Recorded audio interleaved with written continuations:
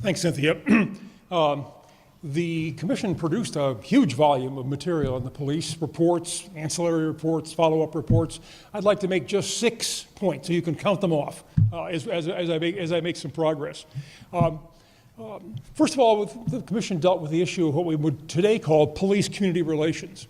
When the report was published, this was one of the 2 big things that was pushing discussion about crime in the country. There were a whole series of big city riots that took place before the Commission was formed, but some of the biggest and nastier ones were to come afterwards. So it was a time of great ferment in American cities. But by the time the Commission's report came out, the President's Commission on Civil Disorders had already formed up and was beginning its work. The Commission called for lots of administrative tinkering, proposing things that today we would recognize as humdrum in American policing. They called for community relations units so that officers would actually talk to the public. They called for police chiefs to form advisory commissions. They, of course, called for more and more training. They called for police departments to acquire legal advisors, something was stoutly resisted. Getting lawyers involved in American police management was resisted stoutly by the profession. Something else that they called for, on which we've made discouraging little progress, was greater attention to the fair and efficient processing of citizen complaints about the police and finding ways for citizens to have redress when they do have founded complaints. Criminologists have been studying the complaints process for decades since the Commission was formed, and I'm afraid the results of the research are not going to be very helpful. There's still debates about internal versus external, and the role of civilians versus professionals, and the role of auditing and recommendations about policy and practice, as well as investigating individual complaints. And that discussion simply is a continuing one. We have no good, clear answers. The Commission also raised the D word in policing at the time. That was discretion, something that police administrators in 1967 stoutly resisted. They didn't have it. All they did was 100% enforcement of the law, and of course it was always done in a professional manner. But the Commission was one of those forces at the time that began to kick some chinks in that armor, and that's a kind of a stance and a discussion point which simply has gone away. However, discretion in its management was and will continue to be the most difficult issue in policing. On the one hand, there's many problems to which our solution is to hem it in, tighten up, increase the size of the rule book, tighten up, put down the management screws, and increase the use of discipline.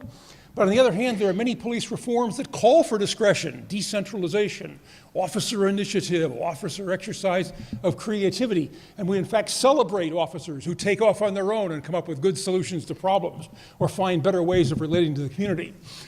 So we both have it and we hate it. We love it and we got to do something about it. But discretion will always remain the key management problem in policing. The second big issue that the Commission addressed was staffing.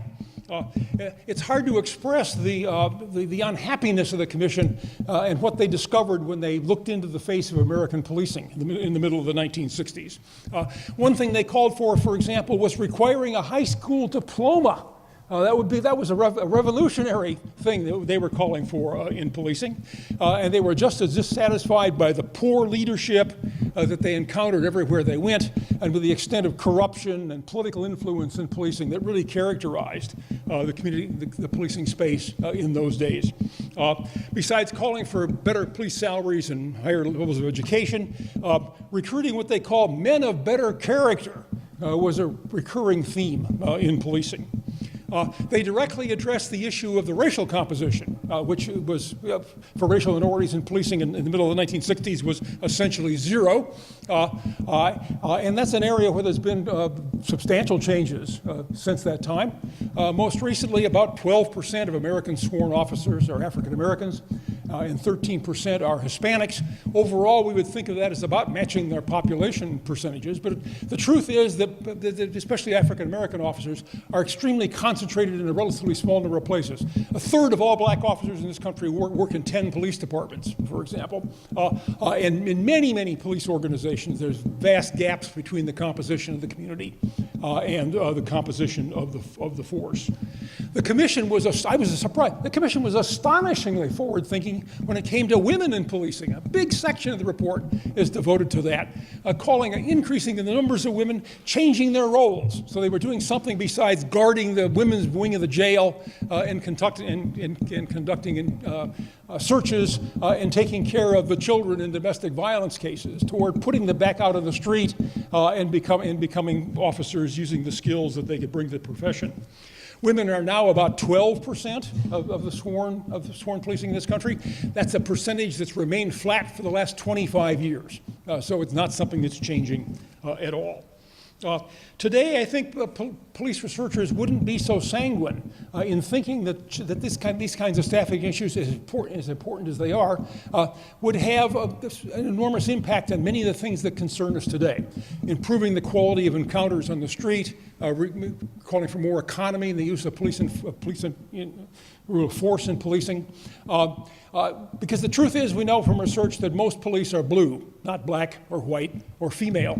And I think most researchers would focus actually more quickly on questions of leadership, supervision, training, and policy before they got so excited about the composition of the force.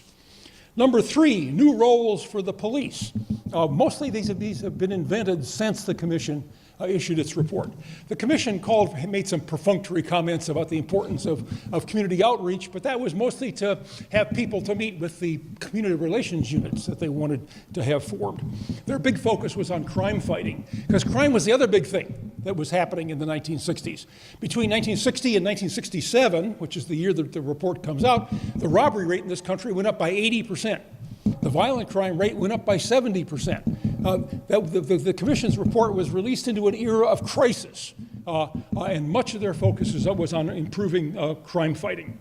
So, for example, they would have completely missed future trends in policing, like, for example, community policing, which is a reform that really took on a lot of steam by about 1990.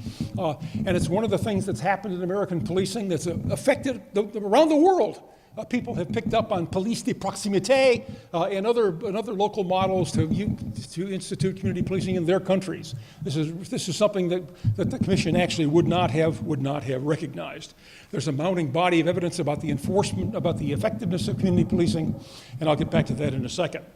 Number 4, the Commission focused on another issue, which is, on the other hand, disappeared. That was the fact of the vast institutional structure of American policing. They lamented the thousands, one could almost say tens of thousands, of law enforcement agencies that they discovered when they started looking at what the institutional framework of policing looked like in this country.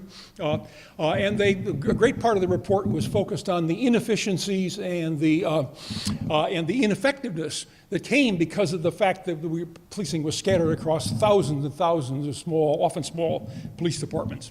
That's something which, of course, has not changed at all. There's somewhere between 18,000 and 23,000 police departments, depending on what you count. There's always those pesky fish and game police. And the consequences of this are really substantial, just to name 2. First of all, small is dangerous. Small is bad.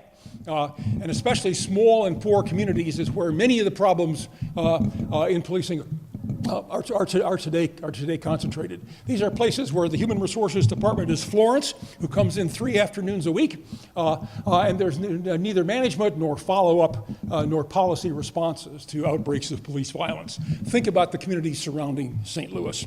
The second is that this profusion of small places, locally financed, locally controlled, locally staffed, has been the biggest impediment to police reform and modernization.